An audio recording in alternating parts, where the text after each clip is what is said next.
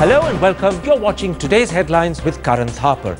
An action-packed 30-minute capsule of all the news, views and updates, minus, of course, the hype and sensation.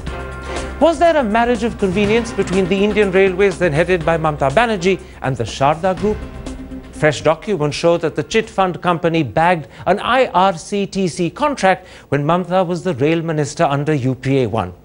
But Trinamool Congress counters that the NDA government is using the CBI as a political weapon.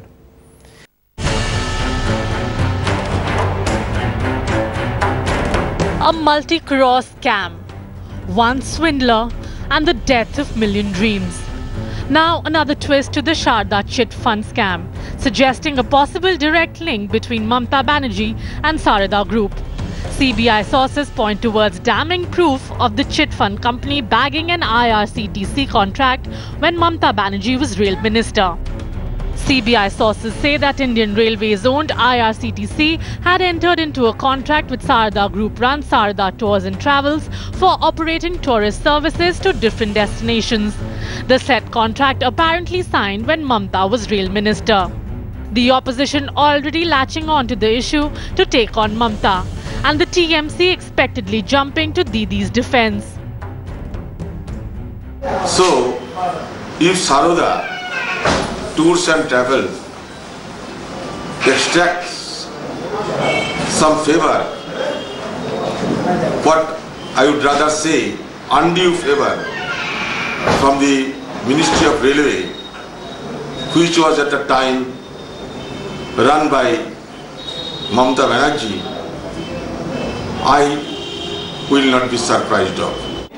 आज का बंगाल का जो chief minister है उनको वो जब rail minister थे तब शारदा का साथ रेल मिनिस्ट्री का एक डील हुआ था, तो इसीलिए ये बात जब सामने आया अब सीबीआई को सोचना पड़ेगा। सीबीआई एक राजनीतिक प्रतिष्ठान। आमी बोली आमी प्रभावित हई कागज पढ़े आमी बोली जे आमार बक्तव्य जे এই যে কাগজগুলো বিজ্ঞাপন বলে নিয়ে নিলাম আর বিজ্ঞাপন বলে ছেড়ে দিলাম তার দায়িত্ব অস্বীকার করতে পারে না। সুতরাং আমি দাবি করি যে কাগজগুলো বিজ্ঞাপন দিয়ে ভারতবর্ষ তথা বাংলার কোটি কোটি মানুষকে বিভ্রান্ত করে তাদের কাগজ দেখে তারা কত কোটি টাকা এই সারদা গোষ্ঠী থেকে নিয়েছে আগে তার তদন্ত হওয়া দরকার। The center meanwhile playing the wait and watch game. CBI जिस मामले की जांच करे उसमें रेल से जांच की जरूरत नहीं है और सीबीआई जांच में जो दोषी पाया जाएगा उसके खिलाफ कड़ी कार्रवाई सरकार करेगी। The Chitgate nexus only getting wider even as the Ponzi scam scandal reaches Mamta's doorstep. All eyes now on the CBI. Will the investigating agency grill the West Bengal Chief Minister? With Indrajit Kundu in Kolkata, Bureau Report, Headlines Today. Malia's mega Kingfisher dream was grounded a long time back, but nothing came close to clipping his wings. Finally, a court blow has hit him hard, making him squirm. As he faces boardroom exile after being tagged a willful defaulter, Vijay Mallya is crying injustice and vowing a vigorous legal fight back. But his first attempt flopped in the apex court.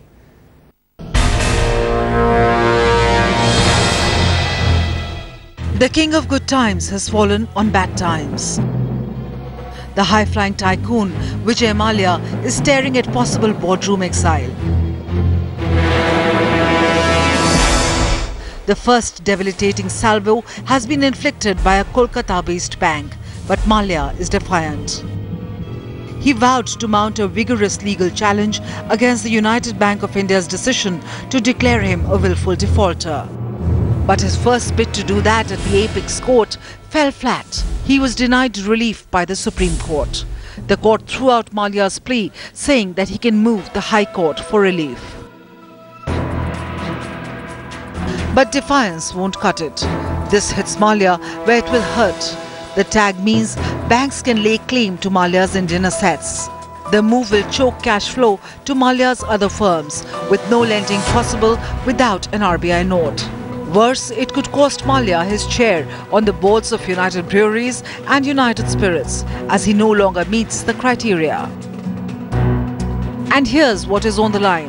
a plush villa in Goa, the Kingfisher house in Mumbai, and Malia's stake in the F1 team. That's not all. The bank will now push for a sale of Malia's equity, whose current value stands at rupees 3,800 crores. As Malia cries miscarriage of justice, the bank defaulter blow certainly looks like it is the final nail in Kingfisher Airlines. Bureau Report, Headlines Today.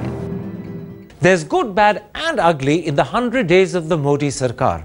While Team Modi hard sells the good and the Congress attacks what they consider the bad, one fact does stand out. The promise of Achhe Din having been made, there are miles that remain still to be covered. सिर्फ 100 दिन में हमारा जो GDP था वो 4.4, 4.5, 4.6 पर लुढ़क रहा था. पिछले 2.5-3 साल में जो हमने अचीव नहीं किया था वो हमने 100 दिन में कर दिया और 5.7% के जीडीपी हमारा हमने अचीव कर लिया. Prime Minister Narendra Modi claiming credit for economic turnaround, making it a major NDA accomplishment in front of a 2,000-strong audience of top businessmen in Tokyo. Back home, reaction was swift and scorching.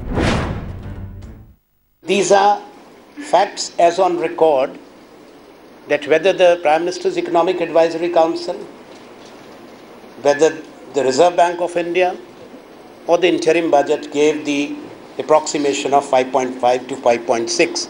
This because of the steps that were taken. This because of the fiscal deficit was brought under control. This was because the current account deficit was brought under control. This was because the foreign exchange reserves were very strong. This was because the exports were booming. The issue, already the subject of a high-profile war between the current finance minister and his immediate predecessor. Now, Congress has launched a fresh attack.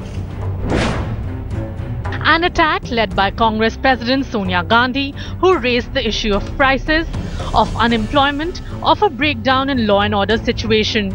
The barbs against BJP include everything from economic reforms to a rise in communal violence to powerless cabinet ministers, all backed by other opposition parties. There is a feeling that Modi may have scored a self-goal by claiming credit for economic revival in the period of May-June when NDA government had just taken over and had precious little to do with it. By highlighting this to Japanese investors, the opponents are saying that Modi government has admitted that it has done very little in 100 days.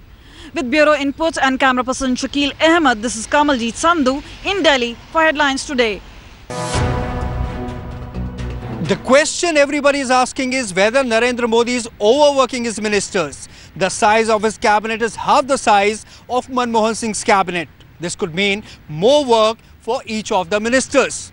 Also, the average age, though lower, is close to that of retirement. The pressure on Team Modi is immense. While Modi has asked for 5 years from the country, his ministers were given just 100 days to deliver. We are working hard. We are working honestly, and we are giving full time in the office and very dedicatedly working to achieve our dream. Work hours are longer, the regimen grueling, even for ministers in their 60s and 70s. Most of the top ministers suffer from either blood pressure or diabetes or heart diseases, some even from all. There are fixed targets and regular tracking of the work progress.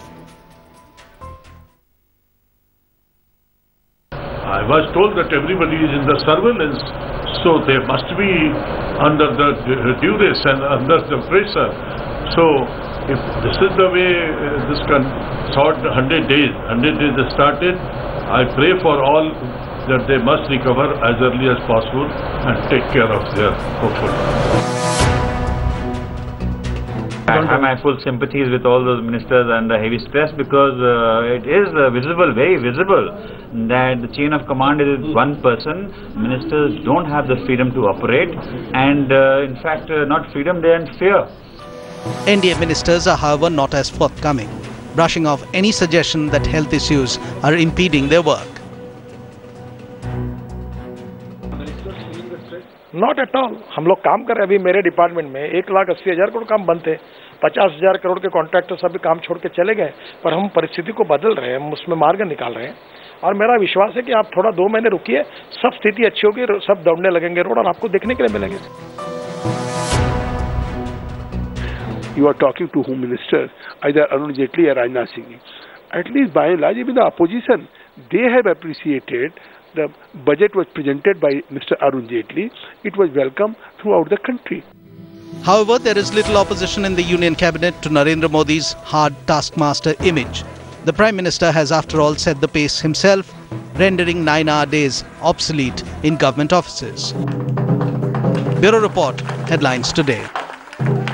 The fastest man on the planet, Usain Bolt, has indeed lived up to his word in Bangalore. Bolt's team embarrassed Yuvraj's side in the 4-over exhibition match. Bolt's side chased down 59 runs in 4 overs flat. In fact, it was Bolt who hit a 6 to secure the win. Yuvraj's side batted first and scored 58 for 1 in 4 overs. And now let's hear the Jamaican sprint superstar who believes he's unbeatable and wants to race against a cheetah.